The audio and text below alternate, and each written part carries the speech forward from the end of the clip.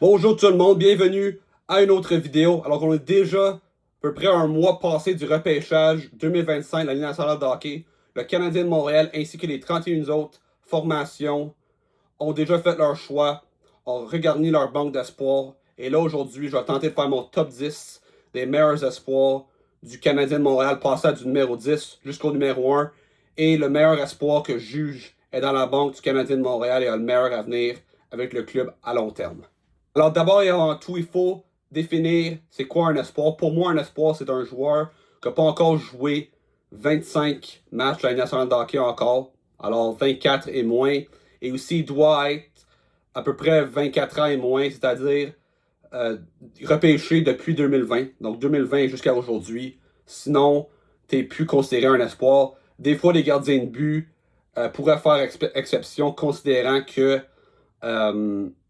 les gardiens de but, ça prend plus longtemps avant de s'établir à temps plein dans la Ligue nationale de hockey. Mais pour le but de cet exercice-là, on va faire depuis 2020 et on va commencer maintenant au numéro 10 avec l'espoir que je juge le 10e meilleur espoir du Canadien de Montréal à cette date-ci, au mois de juillet 2025. Bon, au 10e rang, pour commencer, j'ai le centre Owen Beck repêché 33e en 2022 par Gorton et Hughes.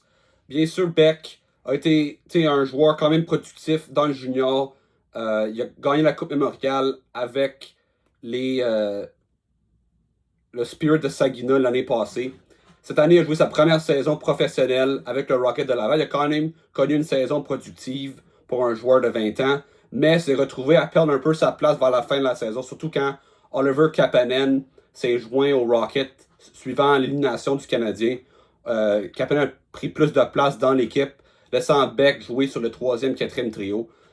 Beck n'a jamais été un joueur super flamboyant, il ne sera jamais d'ailleurs, mais il peut, je pense, être un joueur de 3e, 4e trio, plutôt défensif. Il est très très bon sur les mises en jeu. Ça sera tout le temps une de ses forces, même si des fois dans le national de hockey, considérant que les joueurs plus vieux sont plus expérimentés, sont plus forts physiquement. Alors il devra évidemment apprendre à la dure parfois, mais je pense que Beck sera quand même un bon joueur, un bon centre au niveau de la LNH.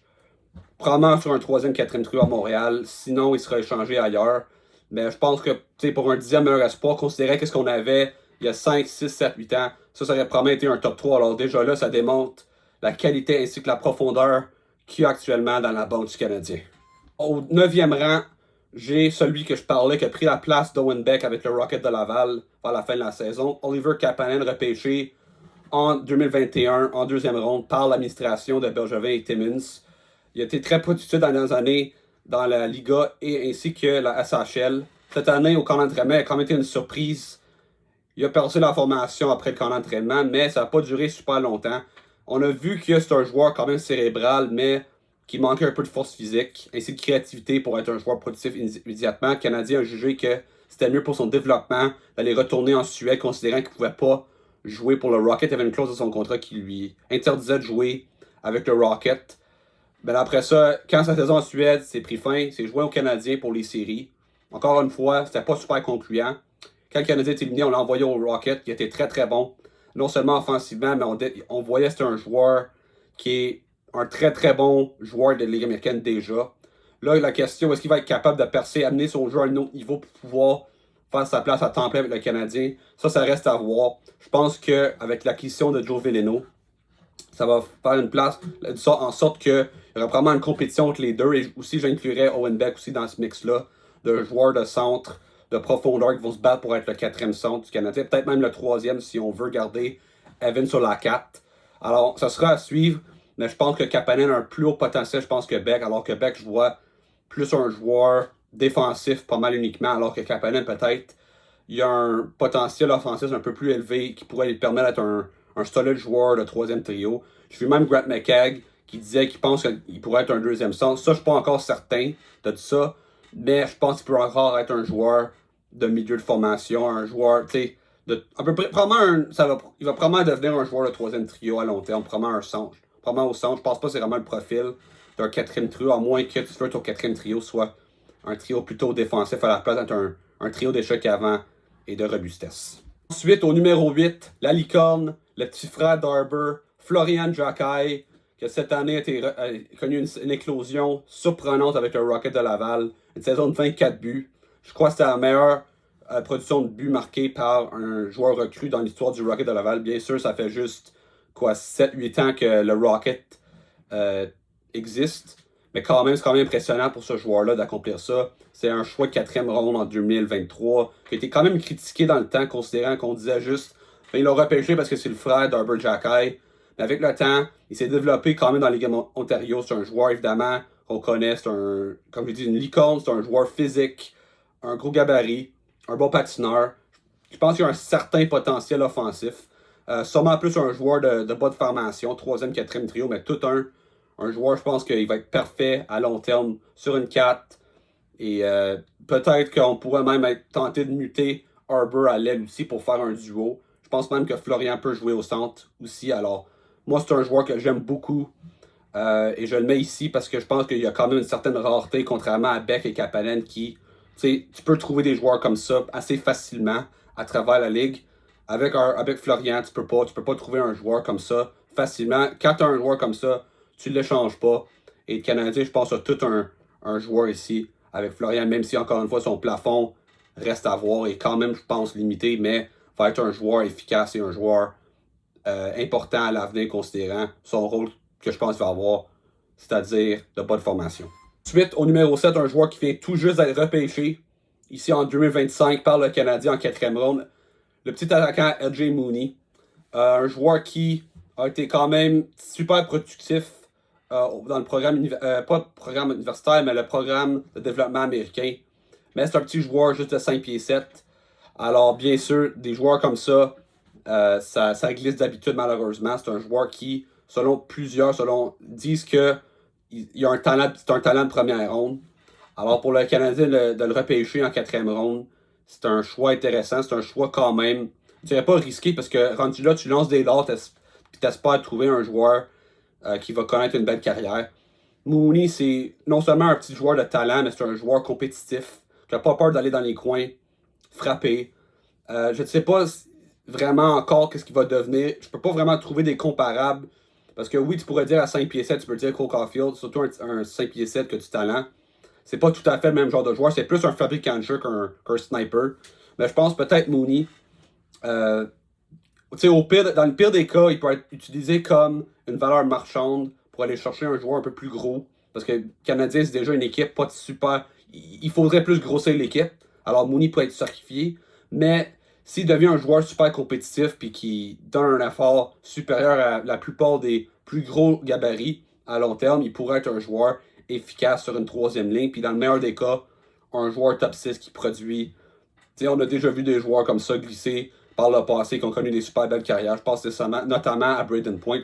Je dis pas que Mooney va être aussi bon que Braden Point, mais il y a quand même cette petite possibilité-là que ça arrive. Et si c'est le cas, le Canadien aura repêché tout un joueur. Mais encore une fois, c'est un dard lancé. Alors il va être patient, mais je pense que le potentiel de Mooney vaut quand même de le mettre au 7e rang. Puis il y a le potentiel peut-être de monter, surtout avec quelques joueurs que j'ai classés plus haut, qui risquent déjà d'être établis à temps plein l'année prochaine. Au numéro 6, un joueur que j'aime beaucoup et que je trouve très très sous-estimé. De un à travers la ligne, mais aussi même dans le marché de Montréal. Adam Engstrom, un défenseur gaucher. Le Canadien a déjà plusieurs. C'est connu déjà, le Canadien a déjà plusieurs jeunes défenseurs gauchers, mais je pense que ce gars-là a un excellent patineur. Il a été repêché en 3e ronde en 2021. En 2022, par Kent Hughes, c'est le premier repêcheur de Kent Hughes, Gorton, Lapointe, Bobrov. Évidemment, comme tout le monde sait, ils ont repêché Slavkovski premier, Lane Hutson en 2e ronde. Alors déjà là, c'est 2 joueurs qui prennent plus de spotlight que des gars comme Méchard. Même si Méchard, je ne l'ai pas classé, puis pour moi, il ne mérite pas d'être mis sur cette liste-là. Beck, que j'ai mis 10e. Et bien sûr, Adam Engstrom, que pour moi, c'est un joueur qui peut être un top 4 un jour. Je ne sais pas avec le Canadien, comme maintenant, on est allé chercher un gars comme Noah Dobson, qui est un top 4 assuré. Ils ont déjà Hudson, ils ont déjà Goulet. Ryan Backer, je pense encore qu'il va être un excellent défenseur. Alors, ça va faire qu'il y aura peut-être moins de place pour un gars comme ça, mais je pense que, surtout avec Mike Matheson, qui était à sa dernière année de contrat, pourra peut-être partir à la fin de la saison. Pour moi, c'est un joueur qui ressemble à Mike Matheson, un excellent patineur. Et je pense qu'il peut devenir ce genre de joueur-là. C'est sûr que ça peut je pense que ça va prendre encore un peu de temps. Je pense que cette année, il va probablement jouer toute la saison à Laval. Peut-être obtenir un rappel s'il y a des blessés. Puis peut-être l'année prochaine pourrait peut-être pousser pour un poste. Alors pour moi, Engstrom au numéro 6, parce que je crois beaucoup en son potentiel. Même si peut-être c'est un peu haut selon certains, mais moi je m'en fous, c'est ma liste. Puis j'ai Engstrom au numéro 6. Numéro 5, un autre joueur qui vient tout juste d'être repêché ici en 2025, le Russe Alexander Zarovski, que le Canadien, que Kent Hughes a essayé, mais en fait il s'est avancé. Il a quand même donné beaucoup. Il a donné 2 choix de deuxième ronde pour pouvoir s'avancer au 34e rang et mettre la main sur ce jeune Russe. Évidemment, en Russie, des joueurs comme surtout qui jouaient dans la MHL. La MHL, c'est pas la meilleure ligue au monde. C'est peut-être pour ça aussi que Demidov a glissé d'ailleurs l'année passée. Mais je pense que Zarovski, si on regarde, si on le voit jouer, c'est un joueur que c'est évident. Il a des mains incroyables. C'est un joueur très très créatif, mais il manque un peu de vitesse sur patin et je dirais un peu plus de force physique, même si c'est quand même un joueur qui joue quand même gros. En tout cas, avec ce que j'ai vu de lui. Évidemment, moi, je ne suis pas un expert sur les espoirs, mais de ce que je vois, ça semble être un joueur comme ça. Je pense que ça va être un joueur top 6 s'il atteint son plein potentiel. Peut-être même une vedette, si tout se passe bien. Un peu comme, peut-être un gars comme Kucherov. Tu sais, Kucherov aussi était repêché en deuxième ronde et joue en Russie. Ça se peut qu'ils suivent un peu la même piste de développement. Évidemment, ça, si on regarde très loin pour prédire une affaire comme ça, parce qu'il vient tout juste d'être repêché, on ne sait pas comment il va se développer dans la KHL. Il joue quand même pour une équipe faible, alors il va avoir l'opportunité de jouer avec des hommes dans une bonne ligue, probablement la deuxième meilleure ligue au monde. Même, on a vu au repêchage quand Martin Lapointe il a dit même, lors de leur point de presse, lui et Bobrov après le repêchage, qu'ils voyaient en première ronde, c'était leur choix au 16 ou 17e rang s'ils l'auraient gardé, ces choix-là, à la place des étrangers. Alors, la façon que je vois ça, ils ont donné pas 2 choix de première ronde, 16 et 17 pour Dobson, ils ont donné un choix de première ronde parce qu'ils allaient probablement repêcher ce joueur-là, puis je pense l'obtenir 34e, c'est quand même toute une job par le Canadien. Je pense que ça peut être un vol d'ici quelques années. Encore une fois, ça va prendre du temps, mais ça semble être quand même un bon choix à date avec ici Alexander Zarovski. Ici, au numéro 4, un autre joueur que Kent Hughes s'est assuré d'avancer pour pouvoir y mettre la main sur, le centre Michael Hage, qui était repêché 21e en 2024, alors l'année passée. Hage, évidemment, il a été un fan du Canadien en grandissant. On sait tous l'histoire. Son père, malheureusement, il est décédé avec un accident avec un barbecue dans une piscine l'année passée. Alors, super triste. Mais c'est toute une histoire de pouvoir le voir repêcher. Sa réaction lors de son moment de repêchage avec sa mère, c'était touchant.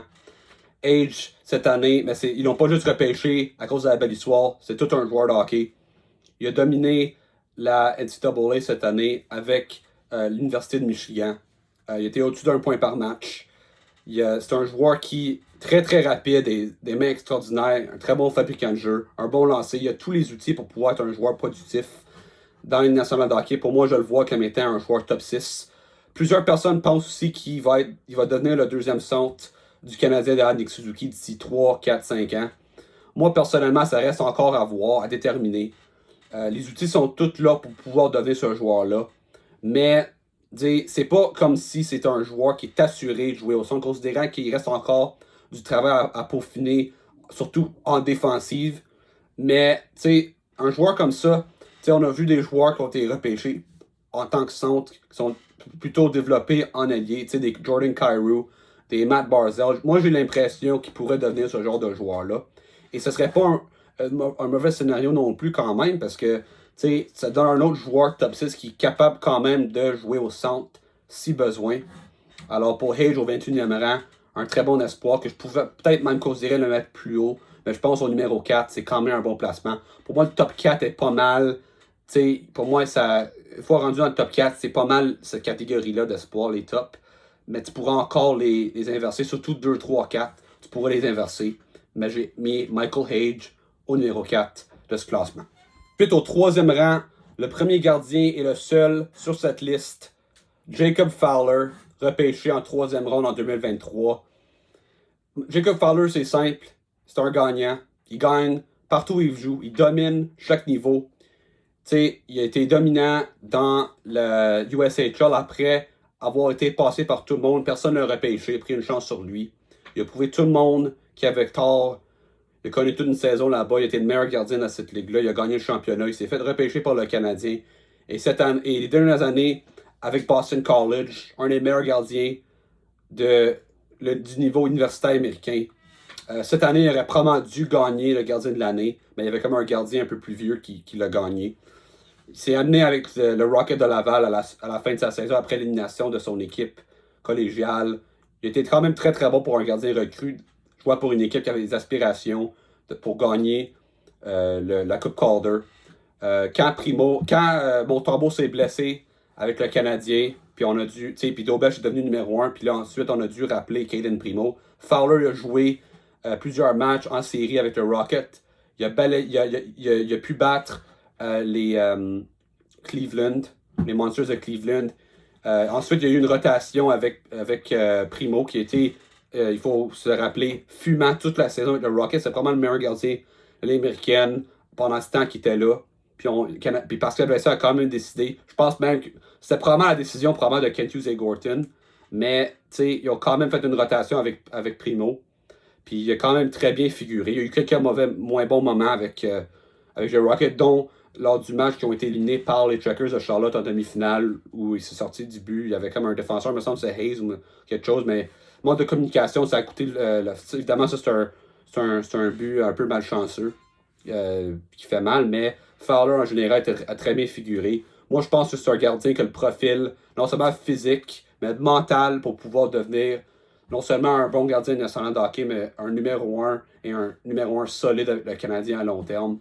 Ça a probablement encore besoin 1 ou 2 saisons complètes avec le Rocket avant de pouvoir s'établir à temps plein avec le Canadien comme numéro 2 probablement. Mais avec Montembeault qui est là, avec Dobech qui est là, le Canadien, c'est pas comme si on a besoin de le rusher pour l'amener à Montréal rapidement.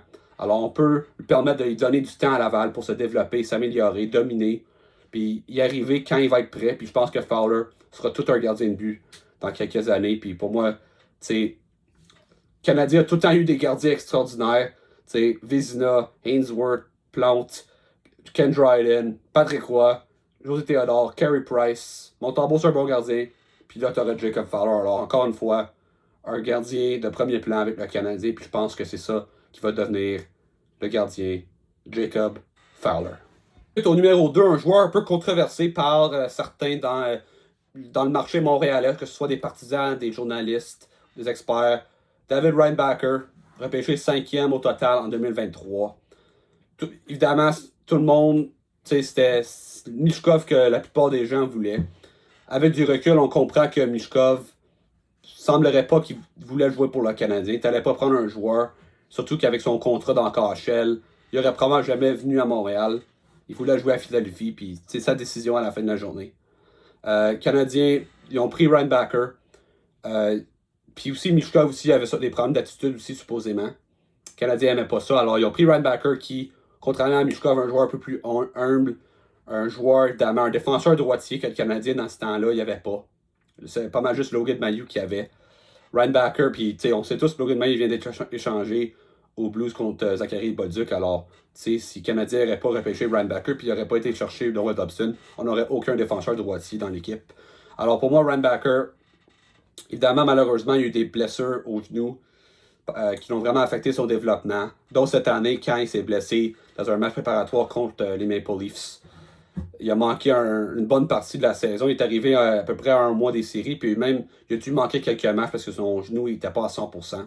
Mais dans les matchs qu'il a joués, il avait l'air comme s'il n'a jamais rien manqué. Il était extraordinaire, un excellent patineur, un joueur très intelligent, une bonne première passe. On a aussi découvert qu'il a tout un plomb, qu'il a des bons instincts offensifs, qui était un peu ça qu'on se posait au repêchage, s'il manquait de créativité pour jouer, pour être un défenseur productif dans le national de hockey. Je pense qu'il va être un joueur.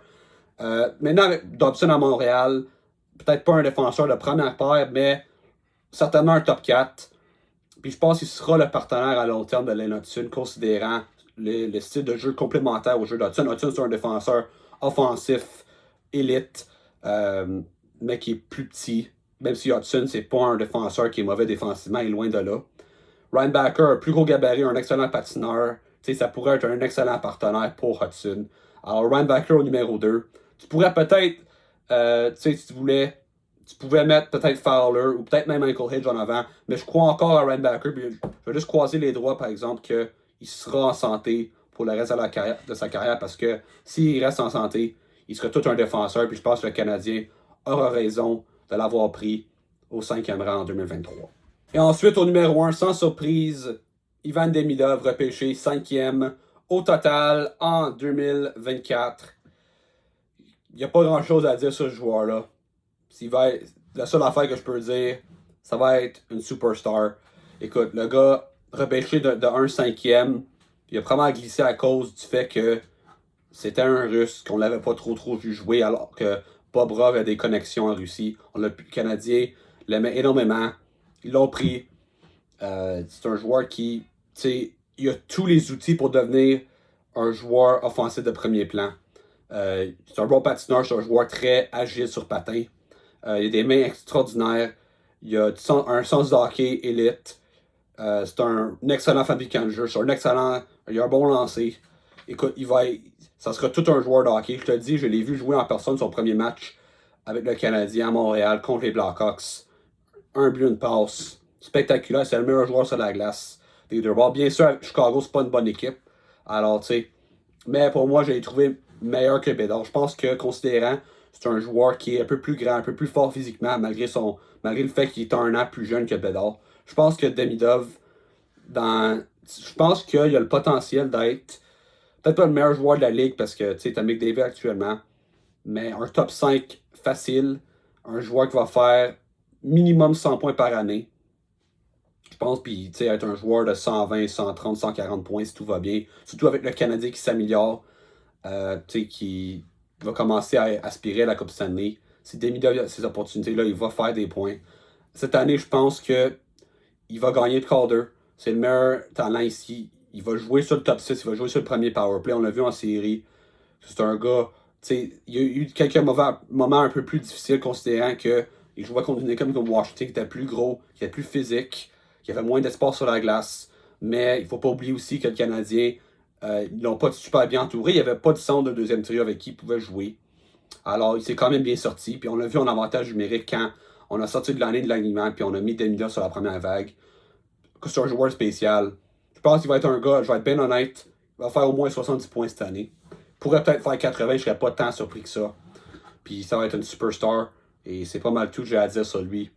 Un numéro 1. Un consensus top 2, top 3 espoir facile et national de hockey. Ça, c'est même pas un débat. Puis pour Demidov, numéro 1 est bien mérité.